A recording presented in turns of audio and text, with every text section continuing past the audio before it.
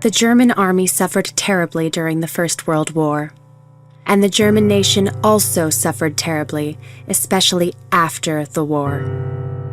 The crippling sanctions enacted by the victors with the Treaty of Versailles threw the country into serious depression.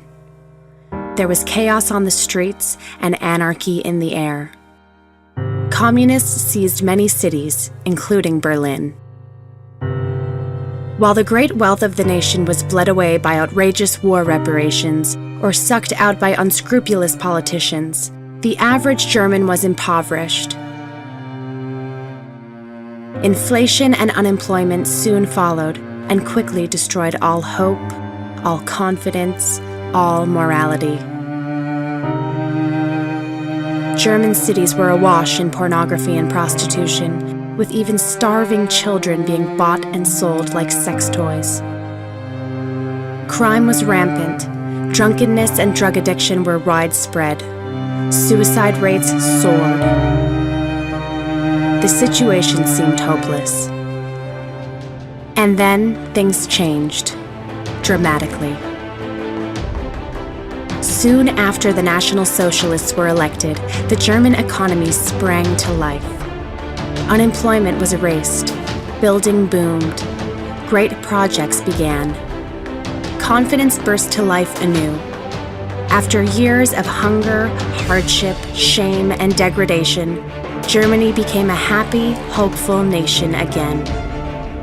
Germany's transformation from squalor and misery to a world superpower was so incredible that the 1938 Time magazine named Adolf Hitler Man of the Year.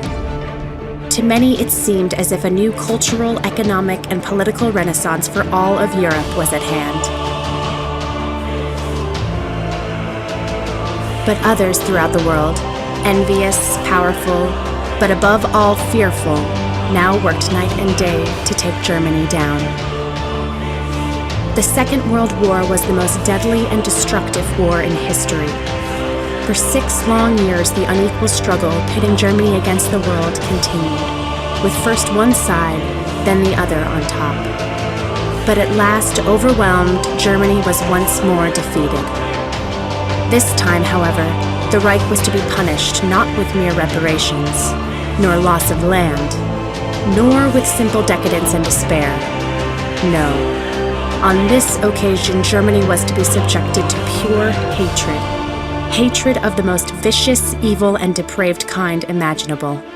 Millions upon millions of Germans, many of whom had nothing to do with the war, were systematically raped, tortured, slaughtered, and all in the most sadistic and sickening ways imaginable. What happened to Germany and its people during and after World War II has remained the darkest and best kept secret in world history. Until now. Order out of chaos. So in order for them to get this new world order, the one world government, they have to have this Third World War.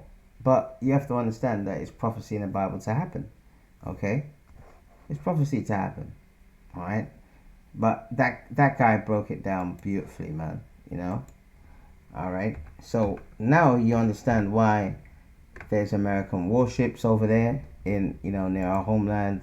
You got Hezbollah there, Hamas there. You have America is in Syria. And this shows you that this man is a fucking devil, man. The so-called white man is in Syria. America has a base in Syria without the Syrian government's permission. Can you believe this? They did that when Donald Trump was in power. And he said that, man. He said when he sent the troops into Syria, he goes, we got the oil. We got the oil. You can't get, enough oil. Because, Syria has oil and gas. They went in there without their permission to pretend to fight ISIS. ISIS is a group that they created. And now they're in Syria and they won't leave. So that shows you that this man is a fucking devil, man. Can you imagine the Chinese go into Texas and establish a military base there? The white man wouldn't have it. They will fly fighter jets and bomb them out of there. That shows you that this man is a fucking devil, man. Alright? So this Third World War is going to go down. And he heard what he said. Those were letters between Albert Pike and Manzini. But this is all the Lord's movie. He's just put the Spirit on them to do all these things. All right, to fulfill his prophecy, man. All right, say, and this is Joel 3:1. It said the nations will be judged, and the nations are going to be judged in this farewell war. For behold, in those days, in that time, when I shall bring again the captivity of Judah and Jerusalem, all right, all 12 tribes, northern and southern kingdom. Verse 2, I will gather all nations and bring them down to the valley of Jehoshaphat. All right, and that valley of Jehoshaphat is in Israel, man, and will plead with them there for my people, all right, and for my heritage Israel, whom they have scattered among the nations and parted my land. All right, let's look this word up. All right, and it means what? To judge. Okay, all right, go back again. All right, so when it says plead, what does it mean? To judge, man. All right, that's why the Lord's bringing them there. Shaphat. All right, Shaphat. Shaphat, which means what? To judge, to govern, to vindicate, to punish. All right, to rule, to govern. All right, to execute judgment. So that's why the federal war is going to be in that Middle East area. And what's going to happen? The Lord's going to judge these nations. Why is he going to judge these nations? Because of their wickedness towards us. And all these nations behind closed doors, they know who our people are. Our people that are in India, the cities, who are catching hell. All right, those Elamites know the top brass of their society know who they are. They know who our people are, man, and they treat them badly. All right, so the Lord is going to gather them in that area, the Valley of Jehoshaphat, and judge them in this Third World War. That's where mainly it's going to take place. All right, now let's look up the Valley of Jehoshaphat, because that will show you where it is. Oh shit, sorry, Slakia.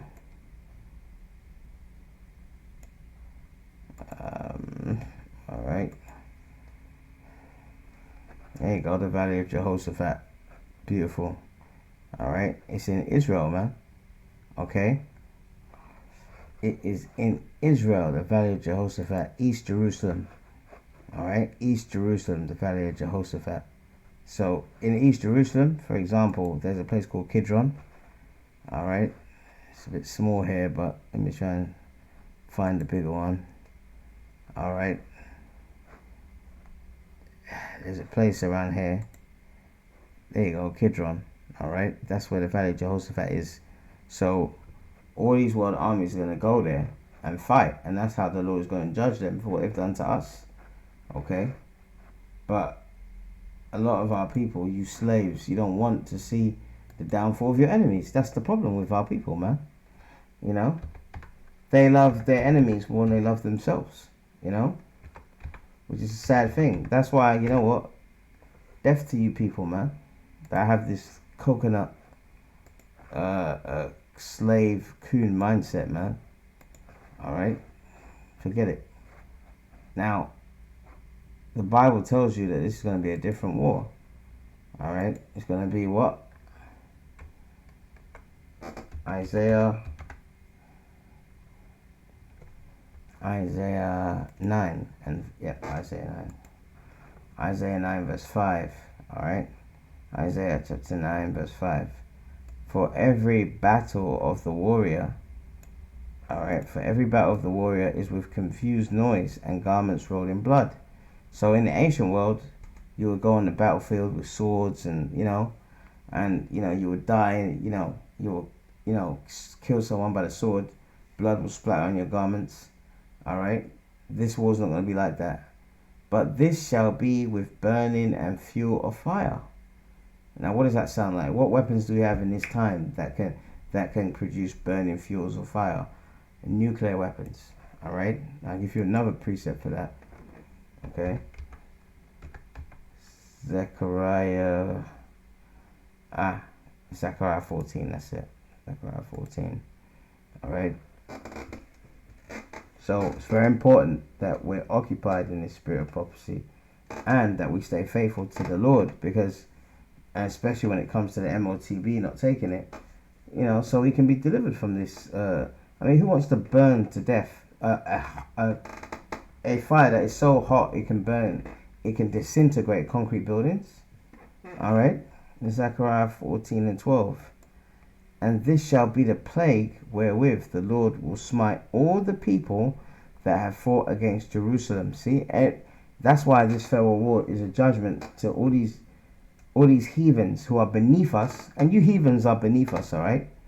You can look down on us all you want. Us being at the bottom is temporary. You being at the bottom is permanent, man. Alright? So keep loving what you're doing now. Keep taking the piss out of us. Alright? Keep oppressing us.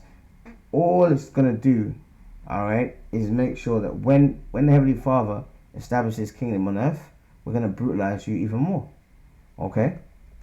Their flesh shall consume away while they stand upon their feet. Their eyes shall consume away in their holes, and their tongue shall consume away in their mouth. Now, what weapons do we have in 2024 that can melt a human being to death? Nuclear weapons. Okay? So this war is going to be what? A war with burning and fuel of fire. Alright? And it's mainly going to be in that area. Alright? Alright? In our homeland and around there. But it's going to spread to other places. So don't, It's just like World War I and World War II. Especially World War II. Started in Europe. But then it was in the Pacific. It was in North Africa. It spread everywhere. And that's what's going to happen again. Okay? Now, there's one more bit I want to show you, because it shows you that everything that's going on today, is, what's the word? Is just showing you that we're right near the edge, man. Alright? We're right near this Third World War. Okay, let's see. Is it this one? I think it's... Alright, that's it. That's this one.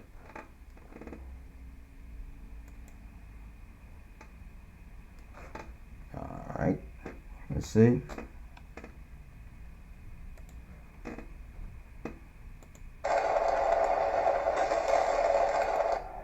Alright, now this is what's happening now. Alright, over there in our homeland. And it's going to lead to this Third World War. Alright, you heard what he said. He said that, the Pike and Manzini said that it will be, the Third World War will be in the Middle East, between the Judeo-Christian countries and the Muslim countries. Alright. This will prove that that's coming. Therefore, tomorrow, the government press office will screen for foreign media gruesome and as yet unseen footage of the barbarities perpetrated against our people on October 7th. Fortunately, and I can't believe I'm saying this, and I can't believe that we as a country are having to do this, seeing a Holocaust denial-like phenomenon evolving in real time.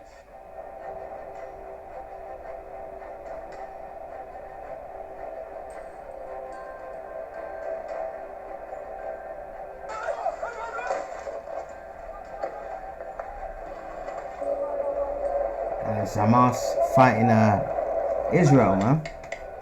October 7th.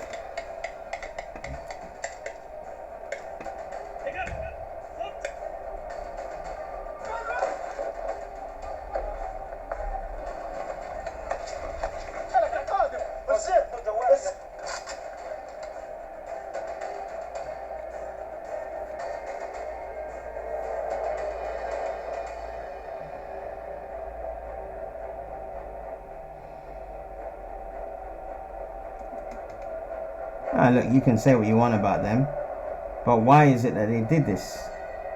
Why is it that they felt that they needed to do this? Well, maybe because they're oppressed. Not justifying it, but I guarantee you. So since the October 7th massacre, I guarantee you, all of these groups, Hamas, this, that, and the other. I saw a Hamas fighter who was he had all the garb and stuff like that. His face was covered. And he was doing the Baphomet, man. So it shows you that they're all down with each other. Alright? The real enemy is not these nations. It's not Ukraine or Russia. It's not Hamas and the state of Israel. The real enemies is the people. All right. The more chaos they can create in the world, the more people will die, and it suits the elites. That's what they want. They want to depopulate the earth.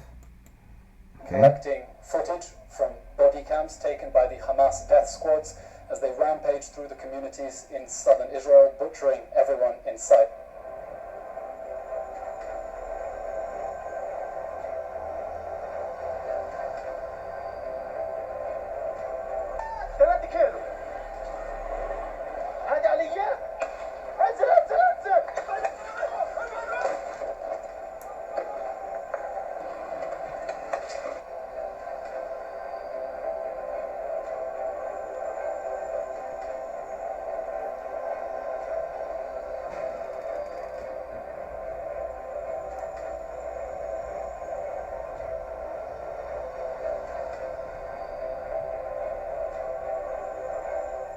Now, unfortunately, and I can't believe I'm saying this, and I can't believe that we as a country are having to do this, as we work to defeat the terror organization that brutalized our people, we are witnessing a Holocaust denial-like phenomenon evolving in real time, as people are casting doubt on the magnitude of the atrocities that Hamas committed against our people, and in fact recorded in order to glorify that violence.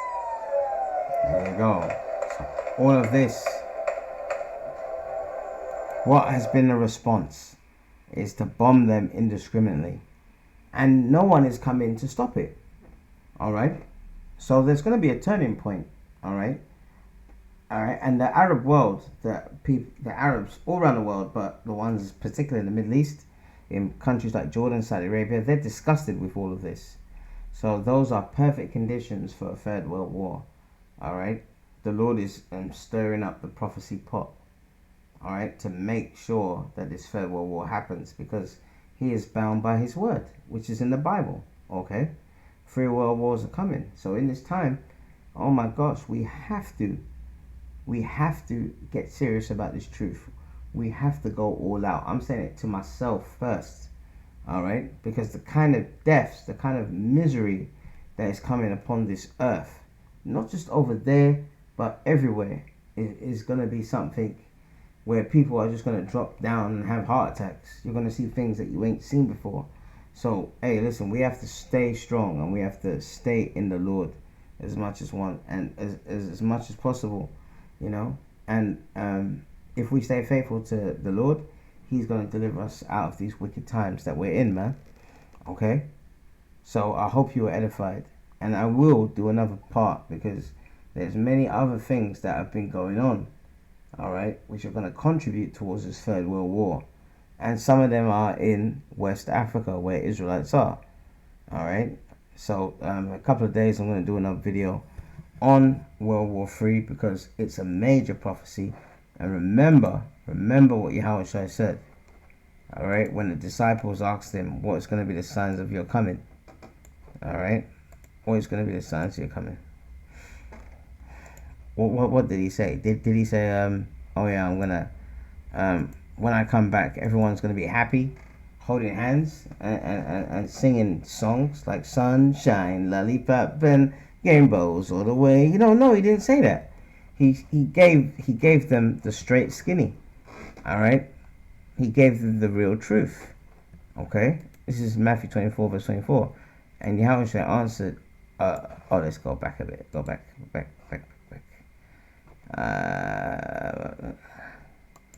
That's it. Matthew 24 verse 3. And as he sat upon the Mount of Olives, the disciples came unto him privately, saying, Tell us, when shall these things be? And what shall be the sign of thy coming, and the end of the world? Yeah, the end of Esau's world. Alright? Not our world, Esau's world. Verse 4. And Yahushua answered and said unto them, Take heed that no man deceive you. Alright.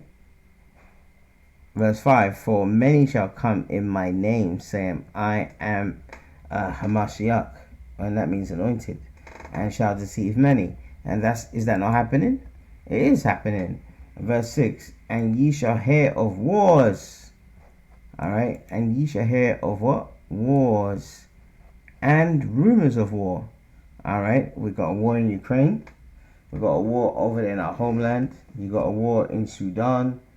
Parts of Nicaragua and Mexico are like war zones. Half the places that you niggers are in America are war zones. Alright. So, and ye shall hear of wars and rumors of wars. See that ye be not troubled. For all these things must come to pass. Alright. But the end is not yet. Alright. So these are proxy wars. But they're going to ferment. And they're gonna grow into permanent wars. Meaning a permanent war. The biggest, most destructive war. Which is what? World War III. Alright, so listen, I pray you're edified. Until the next lesson, shalom.